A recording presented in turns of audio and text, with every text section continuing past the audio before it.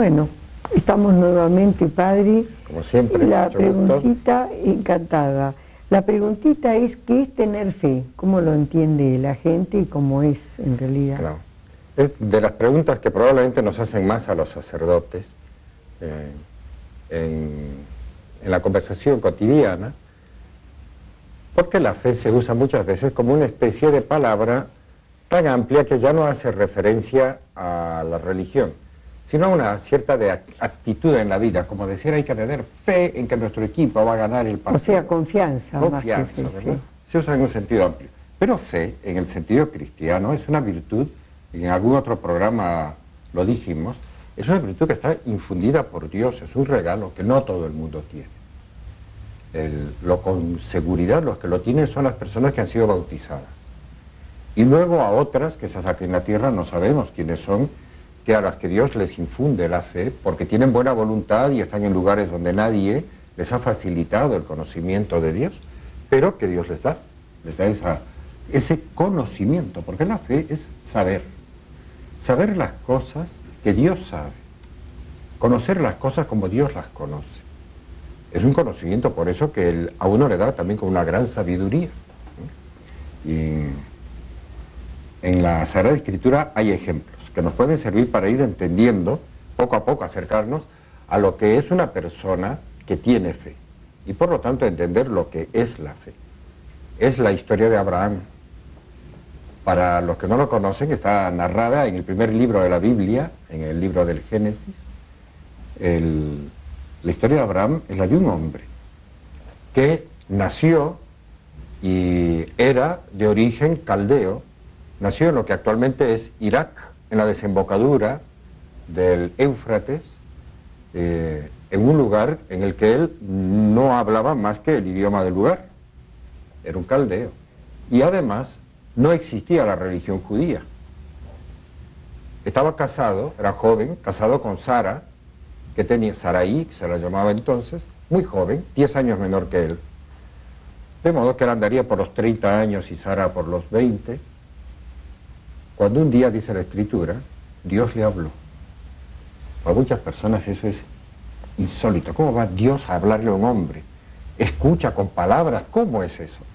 Hay una experiencia ininterrumpida en la humanidad de personas a las que Dios les habla, incluido el día de hoy. Personas que realmente escuchan a Dios, y hay muchos motivos de credibilidad por lo que después va ocurriendo en sus vidas que hacen que se les crea. Gente santa. Y a Abraham Dios le habló y le dijo: deja la tierra de tus padres y vete a la tierra que yo te mostraré.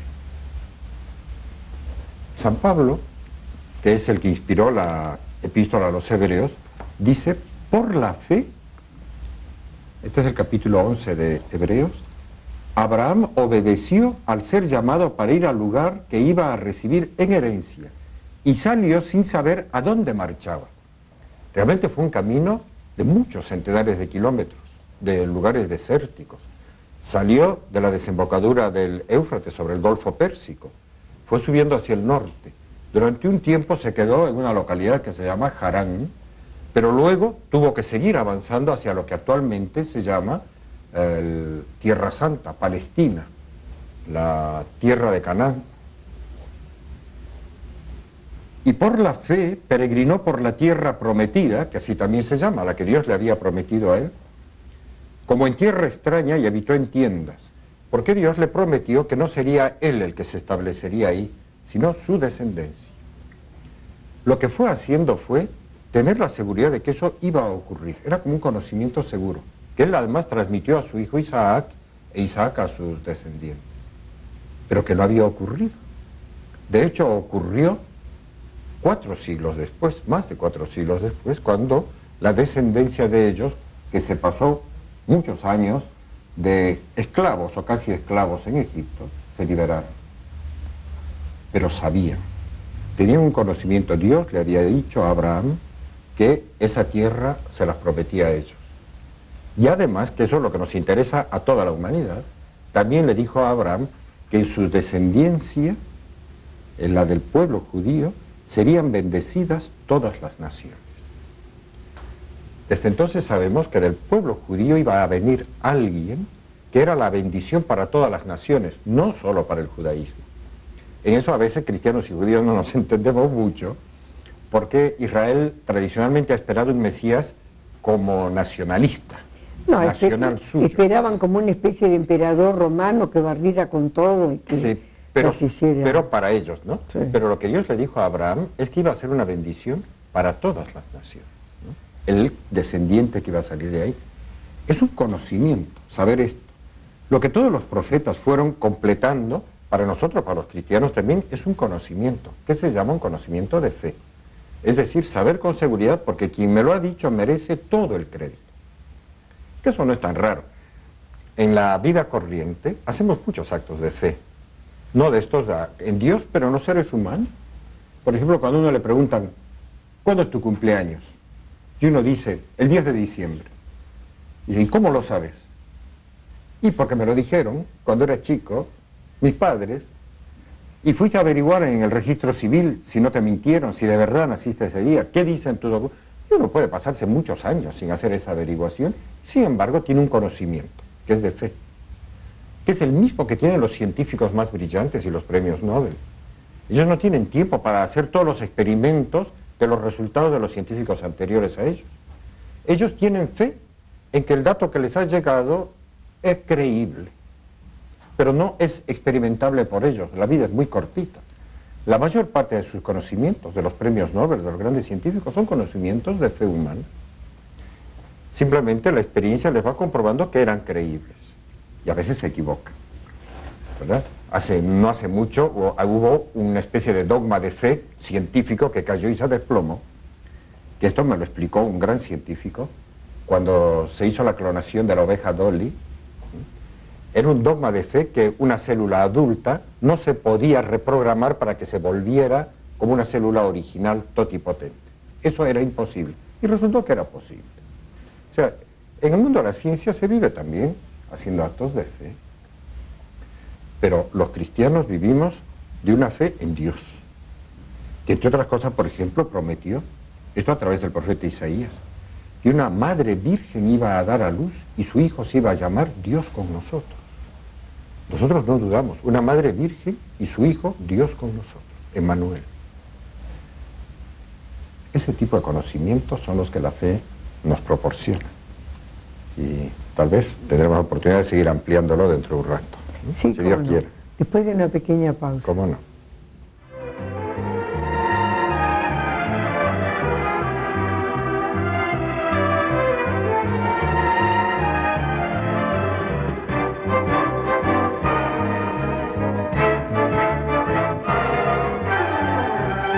Entonces, Y podemos seguir explicando. Estamos haciendo como una especie de pantallazo general de lo que es tener fe. Luego vamos a llegar a algunos ejemplos muy concretos en qué se nota la vida de fe de una persona. sí. Quería antes dar otro ejemplo más que está en la Sagrada Escritura sobre un conocimiento de fe que durante muchos siglos tuvo la humanidad a través siempre de Israel. El profeta Daniel dejó escrito en los capítulos 9 y 10 de su libro cuándo iba a venir este prometido, el Mesías. Y dijo que faltaban 70 semanas de años, es decir, 490 años, a partir del momento en que el pueblo judío sería dejado en libertad del cautiverio de Babilonia. Esos datos son comprobables, las fechas son históricas, y coincide con que Jesucristo se presentó en el río Jordán para ser bautizado aproximadamente cuando se cumplían los 490 años. Hay que ver cómo se hacen los cálculos, no es fácil, ¿no? La datación, pero es la única persona a la que le puede tocar esa profecía, es a Jesucristo. Y son datos. Bueno, pues, el que le dijo ese dato al profeta Daniel, por cierto, era el arcángel San Gabriel que le dijo que era Gabriel. Y cuando llegó el momento en que Dios decidió venir a este mundo, el Evangelio de San Mateo y de San Lucas dice que el mismo arcángel San Gabriel, que para ellos el tiempo a los ángeles existe de otra manera, se presentó primero a un sacerdote del templo de Israel, Zacarías, para decirle que aunque era ya de edad avanzada y su mujer iban a tener un hijo, que era el que iba a anunciar que había llegado el momento de la venida del Mesías. Y Zacarías no le creyó. Y es toda esa historia de que Dios le castigó a quedarse mudo por no haber creído esa buena noticia y esa gran alegría. Y en su momento nació el que nosotros llamamos Juan el Bautista, que efectivamente cuando creció anunció que Cristo ya estaba en la tierra. Y él lo bautizó en el Jordán y lo presentó en público. En cambio a María se le volvió a presentar este mismo ángel, Gabriel, y le dijo: Dios te salve llena de gracia, el Señor es contigo. Y aclara el texto que era una virgen, muy jovencita, en la que se iba a cumplir esta profecía que ya llevaba 800 años de realizar, que iba a ser madre no de un hijo común. Por eso su virginidad es tan importante. Iba a ser un nacimiento distinto, porque iba a venir Dios a través de ella, en lo que nosotros llamamos la encarnación y la Navidad, y que su nombre, Emmanuel, significa Dios con nosotros. La fe nos va llenando de este tipo de información, que es lo que constituye nuestra vida cristiana, ¿no? Los cristianos creemos en todo esto. Y creemos, como no puedo alargarme mucho, en cosas tan importantes como, por ejemplo, si no, uno no tiene fe cristiana, en que Jesucristo, cada vez que se celebra la Santa Misa, realmente se cumple lo que en el Evangelio está dicho que Jesús hizo el Jueves Santo, cuando tomó pan y dijo: esto es mi cuerpo. Uno puede preguntar: ¿pero cómo va a ser su cuerpo si es un pedazo de pan? Hay incluso cristianos que se escandalizaron, como Lutero, que decía hay una especie de empanación, usaban palabras raras, sin aceptar con la luz de la fe que, como Dios es todopoderoso, puede. Los cristianos que tenemos fe, creemos que efectivamente en ese momento ocurre que Cristo, que está resucitado y vivo, está presente en esa Eucaristía, en ese pedacito de pan, que ya no es pan, porque ha dicho: esto es mi cuerpo, y con el vino dice: este es mi sangre. La fe también nos da esa información maravillosa de que Dios está dispuesto a perdonar todos los pecados, y que el día que resucitó sopló sobre los apóstoles y les dijo: a quienes ustedes perdonen los pecados, les serán perdonados. Les dio ese poder. A gente muy poco de fiar, porque todos habían salido 2 días antes rajando, cobardes, Pedro lo había negado. A ellos les dio ese poder increíble, en nombre de Dios, de perdonar los pecados. Hay gente que dice: los curas son unos sinvergüenzas, no sé, ¿y cómo van a tener estos poderes? Bueno, ahí está, hay que leer el Evangelio. Esos apóstoles primeros, muy poco fiables al principio, después sí, llegaron a ser unos grandes santos. Tienen el poder de perdonar, uno se confiesa. Cuando uno va por una iglesia, los cristianos sabemos que allí donde hay un sagrario, donde está la Eucaristía, ahí está Cristo vivo en este mundo. También tenemos esa seguridad cuando vamos por la calle, por cualquier parte, que no solo Dios nos ve, sino que nos cuida. En el Evangelio de San Mateo, en los capítulos 5 y 6, que yo les aconsejaría tanto leer, ¿no?, está ese sermón de la montaña de Cristo en el que dice, ¿no?, que si Dios cuida a los pájaros y a las flores las viste con una belleza que ni Salomón la tuvo, ¿no?, ¿cuánto más a vosotros, hombres de poca fe? La persona que tiene fe sabe que puede ir a Dios y acudir a Él, pero puso una condición. Primero hay que buscar la santidad, la justicia de Dios, estar no en pecados, ¿verdad? Limpiar el alma, arrepentirse, confesarse. Y a esos el Señor ha dicho: se les dará todo lo que pidan, por añadidura. Lo primero que hay que hacer es buscarlo a Dios.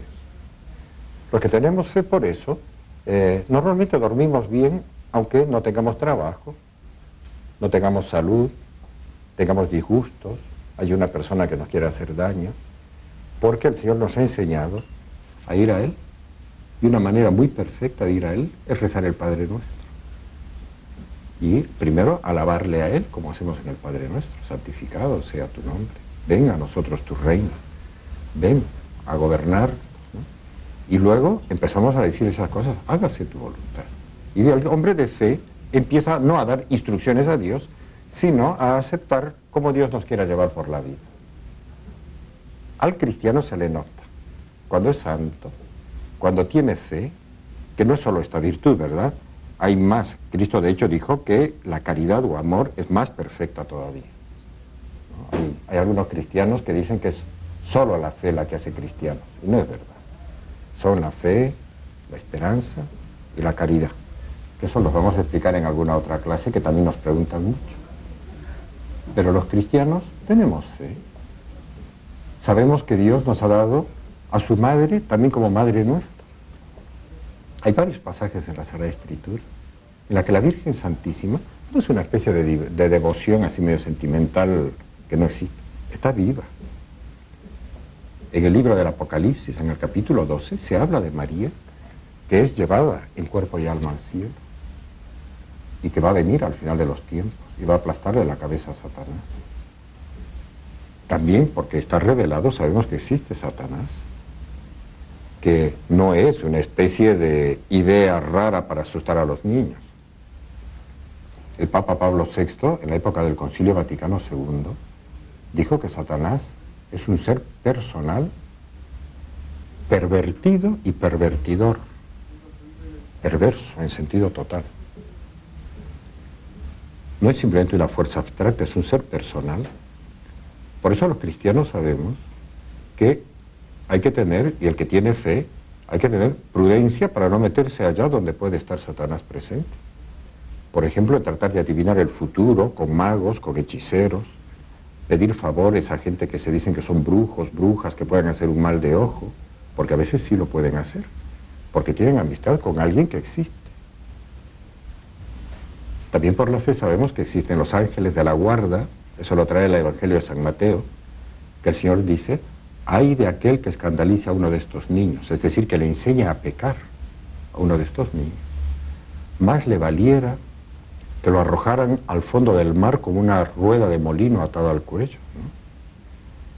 Porque os aseguro que sus ángeles están contemplando constantemente el rostro de su Padre Dios. O sea que sabemos que desde niños cada ser humano tiene un ángel, que es como su protector en la tierra, y que es el testigo. Y sabe cuando uno ha escandalizado, es decir, ha hecho pecar a los niños. Que el pecado más terrible normalmente es robarles la fe, ¿verdad? A un niño que tiene limpieza de alma y que de la abuela ha aprendido a rezar, cuando se le acerca un maestro, un pariente y le dice cosas de viejas, la fe es para gente idiota que no tienen cabeza, pensar, no existe Dios.